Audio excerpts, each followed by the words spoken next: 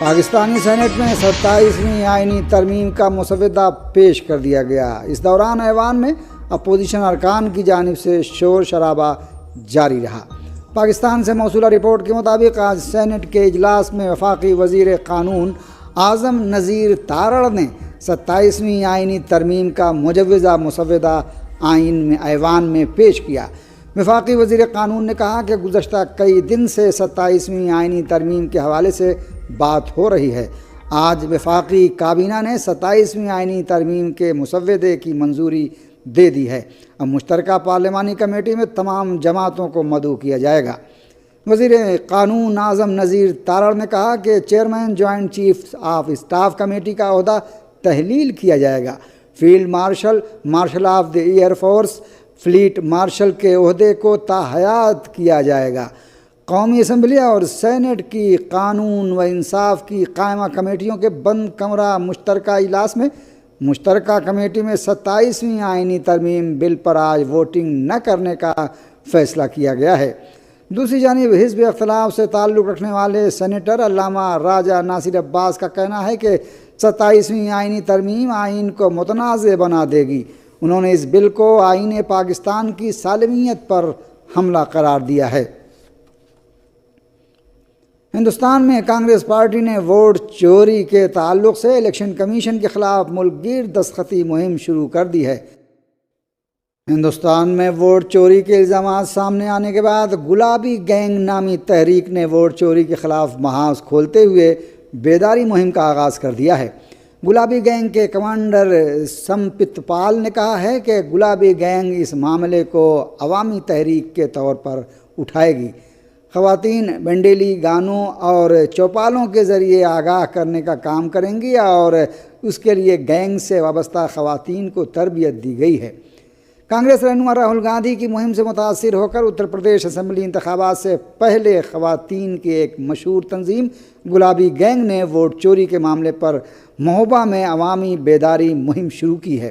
اس gang کے قومی commander Sampat پال اور بندیل کھنڈ کی کمانڈر فریدہ بیگم کی قیادت میں خواتین بندیل کھنڈ کے ہر گاؤں میں چوپال لگا کر لوگوں کو ووٹ کی نگرانی اور حفاظت کے بارے میں بیدار کرنے نکل پڑے ہیں۔ اس دوران گلابی گینگ نے خبردار کیا ہے کہ اگر ووٹ چوری ہوئی تو وہ سڑکوں پر اتر کر احتجاج کریں گی۔ سمپت پال نے مزید کہا کہ ہمارا کسی سیاسی پارٹی سے کوئی تعلق نہیں ہے، ہم عوام کی بات کر رہے ہیں۔ گلابی گینگ نے واضح کیا کہ وہ کسی پارٹی کے لیے نہیں بلکہ عوام کے حقوق کے تحفظ کے لیے کام کرے گا۔ یہ مہم آنے والے مہینوں میں بندیل کھنڈ کے تمام اضلاع میں شروع کی جائے گی۔ واضح رہے کہ بہار اسمبلی انتخابات کے دوران راہل گاندھی کے جرأت مندانہ قدم کو ہاتھوں ہاتھ لیا گیا اور اب 2027 میں ہونے والے اتر پردیش کے اسمبلی انتخابات کے پیش نظر سماج سے وابستہ تنظیموں نے بھی عوام کو آگاہ کرنے کے لیے بیداری مہم کا آغاز کر دیا ہے۔ لبنانی ذرائع نے اعلان کیا ہے کہ جنوبی لبنان میں ایک کار پر صہیونی فوج کے ہوائی حملے میں 2 لبنانی شہری شہید ہو گئے۔ موصولہ رپورٹ کے مطابق یہ کار جنوبی لبنان میں راشیل وادی اور شبعہ شاہراہ پر رواں دواں تھی، تبھی صہیونی فوج نے اسے ایک ڈرون سے نشانہ بنایا جس میں 2 لبنانی شہری شہید ہو گئے۔ ابھی تک شہید ہونے والوں کی شناخت نہیں ہو سکی ہے۔ آج صبح جنوبی لبنان میں بلیدہ ٹاؤن کو بھی صہیونی فوج نے نشانہ بنایا۔ صہیونی حکومت نے جمعرات کی شام سے جنوبی لبنان میں عام شہریوں کے خلاف حملوں کا آغاز کیا ہے، جبکہ اس کا دعویٰ ہے کہ یہ حملے حزب اللہ لبنان کے خلاف ہیں۔ کچھ گھنٹے قبل لبنانی ویب سائٹ النشرہ نے اطلاع دی تھی کہ صہیونی ڈرون نے بنت جبیل شہر میں صلاح غندور ہسپتال کے قریب ایک کار پر 2 میزائل داغے جس میں کم از کم 7 افراد زخمی ہو گئے۔ لبنانی میڈیا کے ایک رپورٹر نے اطلاع دی ہے کہ صہیونی ڈرون الناقورہ کے علاقے میں آسمان میں کم اونچائی پر پرواز کر رہے ہیں۔ خبر رساں ذرائع نے سوڈان کے شہر الفاشر سے ہزاروں افراد کے فرار ہونے اور سوڈان کی فوج کے ہاتھوں جنرل حمیدتی کی فورس کے 2 ڈرون مارے جانے کی خبر دی ہے۔ سوڈانی وزیر برائے سماجی ترقی معتصم احمد صالح نے اعلان کیا ہے کہ 50,000 افراد الفاشر چھوڑ کر شمالی ریاست کے شہر الدبہ کی طرف فرار کر گئے ہیں۔ دوسری جانب سوڈان کی فوج نے اعلان کیا ہے کہ اس نے ریپڈ فورس کے 2 اسٹریٹجک ڈرون کو کردوان صوبے کے شہر الابیض میں مار گرایا ہے۔ قابل ذکر ہے کہ الفاشر شہر کا سقوط سوڈان کی 18 ماہ کی جنگ کے سب سے خونی اور تباہ کن واقعات میں سے ایک ہے۔ واضح ہے کہ محمد حمدان دقلو، جیسے حمدتی کے نام سے جانا جاتا ہے، کی سربراہی میں ریپڈ فورس RSF نے دارفور میں آخری بڑے فوجی اڈے کا کنٹرول حاصل کر لیا ہے۔ یہ واقعہ سوڈان کے نقشے کو ہمیشہ کے لیے تبدیل کر سکتا ہے اور ملک کی عملی تقسیم کو یقینی بنا سکتا ہے۔ الفاشر شہر سوڈانی فوج کے زیر کنٹرول دارفور کا آخری مرکزی شہر تھا اور اس کی حفاظت ریپڈ سپورٹ فورسز کی پیش قدمی میں ایک اہم اسٹریٹجک رکاوٹ کا کام کر رہی تھی۔ سوڈان کی فوج اور ریپڈ سپورٹ فورس کے درمیان جنگ میں اب تک 1.5 لاکھ عام شہری مارے جا چکے ہیں، جبکہ 1 کروڑ 10 لاکھ سے زیادہ افراد بے گھر ہو چکے ہیں۔ امریکہ کی ٹرمپ حکومت کے شٹ ڈاؤن نے اس ملک کے ایویشن سسٹم کو درہم برہم کر دیا ہے، جس کے نتیجے میں 40 ہوائی اڈوں کی سینکڑوں پروازیں منسوخ ہو گئیں۔ پاکستان میں وفاقی کابینہ نے 27ویں آئینی ترمیم کی منظوری دے دی۔ پاکستانی ابلاغیاتی ذرائع کے مطابق آج وفاقی کابینہ کی میٹنگ کی صدارت وزیر اعظم میاں شہباز شریف نے ویڈیو لنک کے ذریعے کی۔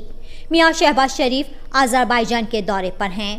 بتایا گیا ہے کہ وفاقی کابینہ کے اجلاس میں پیپلز پارٹی کی تجاویز کا بھی جائزہ لیا گیا۔ 27ویں آئینی ترمیم کے مسودے میں فوج کے ڈھانچے میں بڑی ترمیم کی گئی ہے۔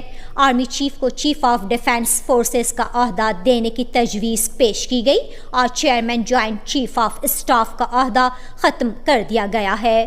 پاکستان میں 27ویں آئینی ترمیم میں آئینی عدالت کی تجویز پیش کی گئی ہے اور سپریم کورٹ کے اختیارات کم کر دیے گئے ہیں۔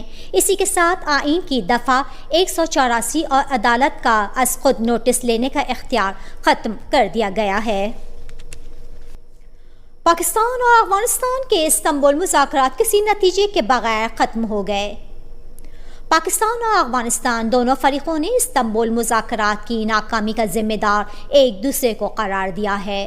پاکستان کے وزیر دفاع خواجہ آصف نے ایک ٹی وی پروگرام میں کہا کہ افغانستان کے ساتھ مذاکرات مکمل ڈیڈ لاک کا شکار ہو گئے ہیں۔ خواجہ آصف نے بتایا کہ مذاکرات میں افغان وفد کا کہنا تھا کہ ان کی زبانی بات کا اعتبار کیا جائے۔ خواجہ آصف نے کہا کہ مذاکرات میں افغان وفد نے ہماری بات سے اتفاق کیا لیکن تحریر دینے کے لیے تیار نہیں تھا۔